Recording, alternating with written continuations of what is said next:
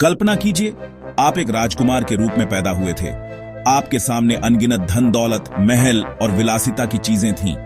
लेकिन क्या हो अगर एक दिन आपको पता चले आपका बड़ा भाई सुल्तान बन गया है, और इसका मतलब है आपकी मौत नजदीक है, और जो आपको मारेगा वो फिर से गूंगा बहरा है। आज हम जानेंगे कि ऑटोमन साम्राज्य में इतना भयानक शासन क्यों था। ऑटोमन साम्राज्य लगभग 600 वर्षों तक दुनिया के सबसे शक्तिशाली साम्राज्यों में से एक था, लेकिन उस शक्ति को बनाए रखने के लिए उन्हें कई कठिन फैसले लेने पड़े। इनमें सबसे विवादास्पद फैसला था फ्रेट्रिकाइड, यानी भाइयों की हत्या की प्रथा। जब नया सुल्तान सत्ता में आता तो उसके भाइयों को मार दिया जाता। लेकिन सवाल यह है, ऐसा क्रूर नियम क्यों लागू किया गया और उन हत्यारे जल्लादों को गूंगा बहरा क्यों रखा गया? चलिए शुरू करते हैं। ऑटोमन शाही परिवार में एक सुल्तान की कई पत्नियां और रखैलें होती थीं। परिणाम स्वरूप कई बच्चे पैदा होते और सभी सिंहासन के दावेदार बनते। सुल्तान की मृत्यु के बाद एक भयानक गृहयुद्ध शुरू हो जाता। भाई भाई आपस में लड़ते थे, साम्राज्य में विद्रोह फैलते थे। इससे साम्राज्य कमजोर हो गया और दुश्मनों को हमला करने का मौका मिल गया। विजेता सुल्तान महमेद ने इस समस्या का समाधान ढूंढा।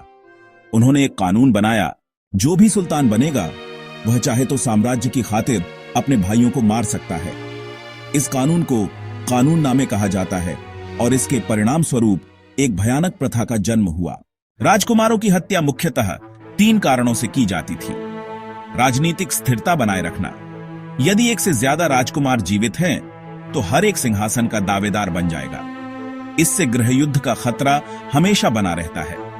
विद्रोह का दमन, कई लोग सोचते थे अगर कोई एक भी राजकुमार को जीवित रखता है तो वह भविष्य में अपने अनुयायियों के साथ सुल्तान के खिलाफ विद्रोह कर देगा। इसलिए सब कुछ शुरू में ही खत्म हो जाता था। एक को जीने दो, सबको मरने दो नीति ऑटोमन मानते थे। साम्राज्य तभी बचेगा जब कोई सुल्तान होगा।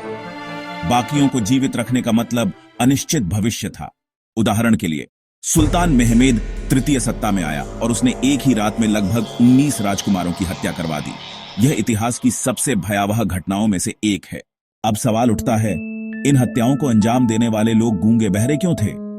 गोपनीयता, अगर शाही परिवार के भीतर की बातचीत किसी बाहरी व्यक्ति को पता चल जाती तो साम्राज्य खतरे में पड़ जाता। गूंगे बहरे जल्लाद कुछ भी सुन या बोल नहीं सकते थे, इसलिए गुप्त जानकारी लीक नहीं होती थी। राजनीतिक प्रभाव से मुक्त, वे राजनीति नहीं समझते थे, इसलिए वे किसी का पक्ष नहीं ले सकते थे। वे केवल आदेशों का पालन करते थे। विश्वसनीय दास वर्ग, ये विशेष रूप से चुने हुए दास होते थे। उनकी एकमात्र जिम्मेदारी शाही दरबार के आदेशों का पालन करना था। इसी कारण गूंगे बहरे जल्लाद ऑटोमन साम्राज्य के सबसे भयानक लेकिन साथ ही सबसे भरोसेमंद हथियार थे। ऑटोमन साम्राज्य की यह नीति भयानक और अमानवीय थी, लेकिन उनके अनुसार एक व्यक्ति की मृत्यु साम्राज्य को वर्षों के खूनी युद्ध से बचा सकती थी। लेकिन इतिहास हमें सिखाता है कि सत्ता के लिए लोग कितने निर्दयी हो सकते हैं। क्या आपको लगता है कि यह नियम साम्राज्य के लिए जरूरी था या मानवता के इतिहास पर एक कलंक? हमें कमेंट में बताना न भूलें।